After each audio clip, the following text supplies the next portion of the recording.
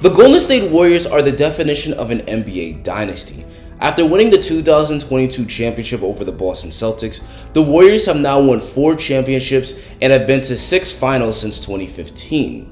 They've also won the most games since 2015 and broke the league record for wins in a season with 73 wins in 2016, a record that was previously thought to be untouchable. It's easy to credit the Warriors' success primarily thanks to their talent, but that's overlooking the hard work of the players and the excellent decision making by the front office over the years. In 2019, not only did the Warriors lose in the finals to the Raptors, but they lost Klay Thompson to a torn ACL and Kevin Durant to an Achilles injury in that series. To add insult to injury, KD left the Warriors that offseason to go to the Brooklyn Nets. The Warriors hit rock bottom, and the mainstream media debated if the Golden State dynasty was over. So for the Warriors to overcome adversity to win on the biggest stage once again is absolutely amazing. It shows that they're one of, if not the most well-run organization in the league. With that said, let's break down how Golden State went from having the worst record in 2019 to once again becoming NBA champions in just 3 years. Let's start off by going back to the 2019 offseason. As stated previously, the Warriors lost KD to the Nets right after the finals, a huge blow considering that many had Durant as the best player in the league at the time. But as a saving grace, the Warriors did get back D'Angelo Russell in a sign-and trade, a player who was coming off making the All-Star team and leading the Nets to the playoffs. Even though the Warriors were going to be without Klay Thompson for the entire year, it was believed that the new backcourt of Steph Curry and D'Angelo Russell could lead the Warriors to the playoffs. But fate had different plans. Steph broke his hand in November and would only play 5 games the entire season. Losing their 2-time MVP caused the Warriors to struggle mightily, and they would finish with a league worst 15 wins that season. While this was a painful year, the Warriors front office made some savvy moves that would eventually help the Warriors make their championship run this season. For starters, the Warriors drafted Jordan Poole with the 28th pick of the 2019 draft out of Michigan. Jordan Poole has emerged as a stud for the Warriors, but he was far from a sure thing during the draft, which is why he fell to the 28th pick. Many pundits heavily criticized the pick, with one analyst from CBS calling Poole the worst pick in the draft. Do you like this pick, Jordan Poole, by the Warriors?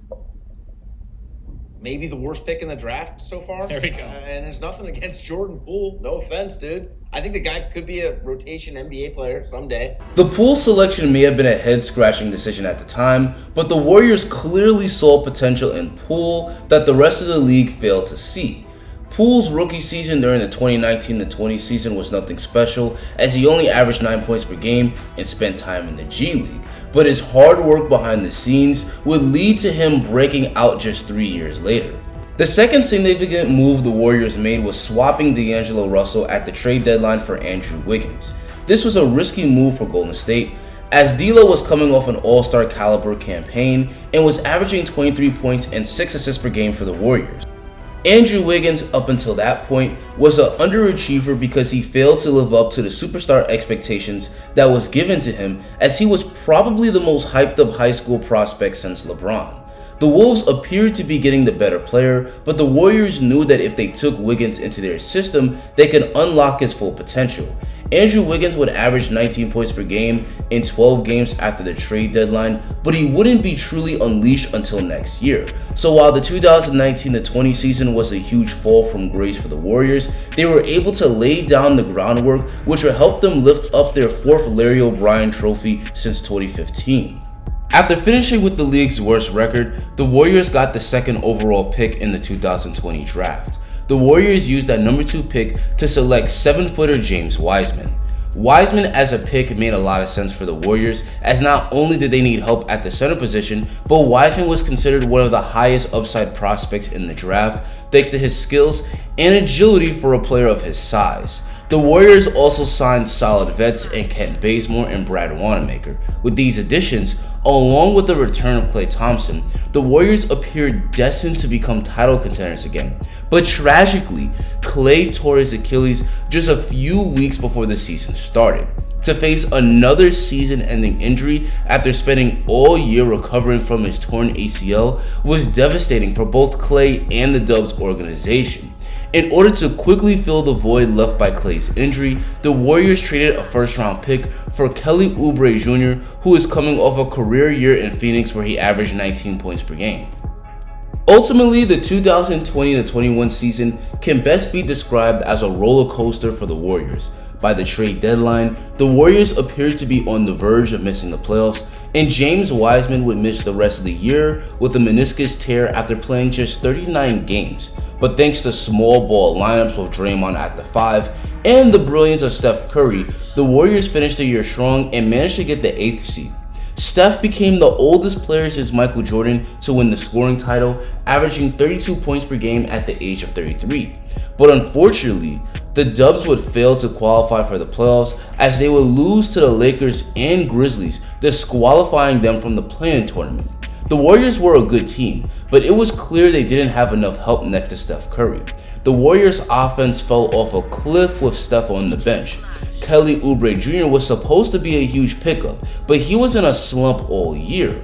But once again, there were still many positive takeaways. Andrew Wiggins would evolve into a great all-around player after being pretty one-dimensional in Minnesota. Poole took a nice leap forward as a good bench scorer. Steph re-established himself as one of the league's superstars after an entire year off. And Draymond Green continued to prove that he was one of the top defensive players in the league, anchoring Golden State to a top 5 defense. These positives from the Warriors' disappointing season will play a huge role in the Dubs becoming champions this season. Next, we have the 2021 offseason.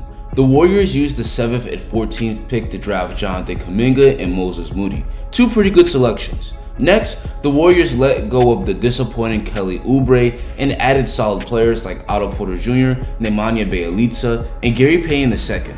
These weren't earth-shattering moves by any means, but these were solid vets that fit into the Warriors system.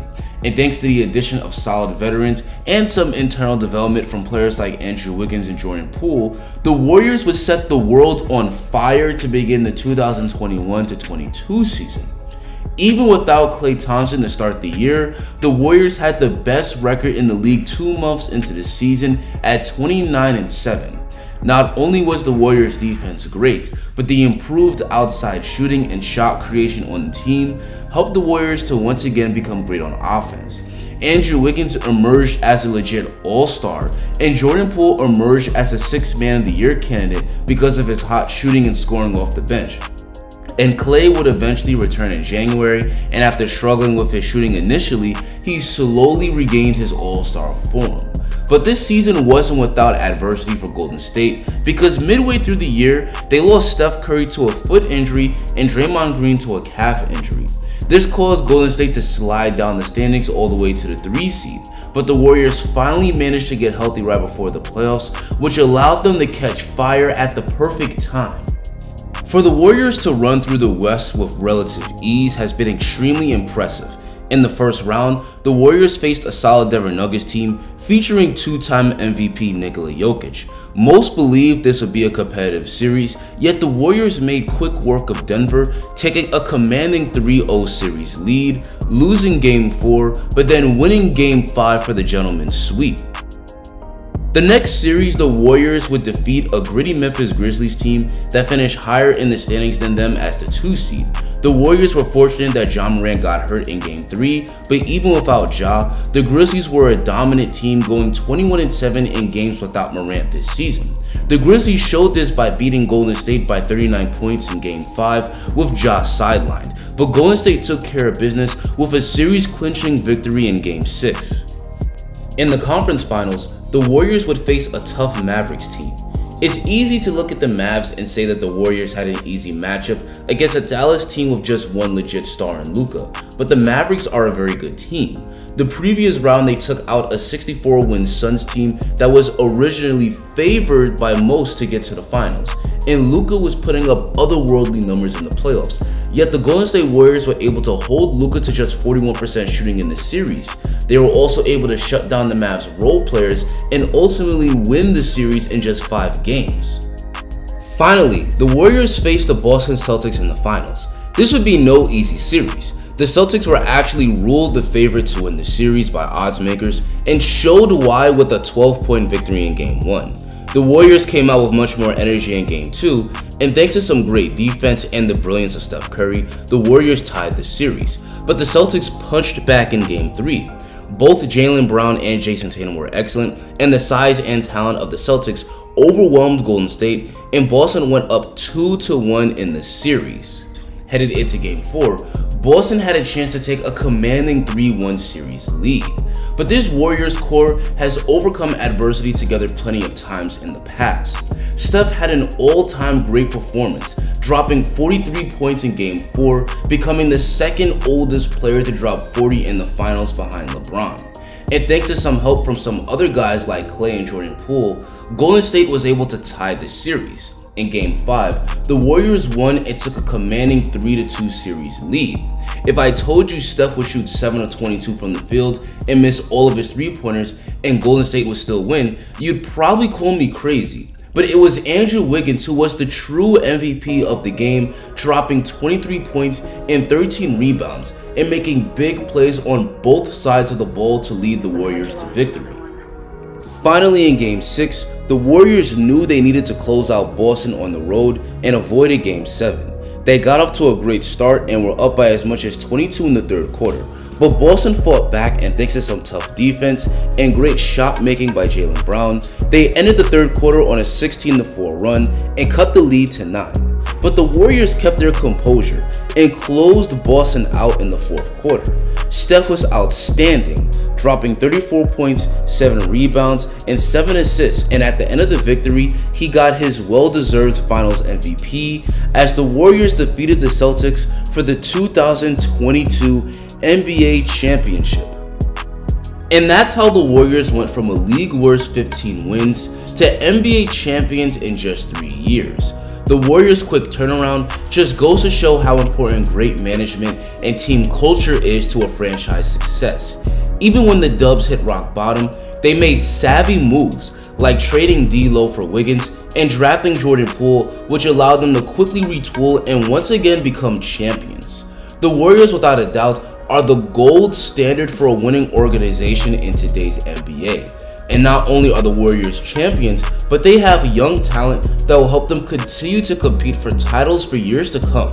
Click this video to see how the Warriors' great young talent will extend their dynasty.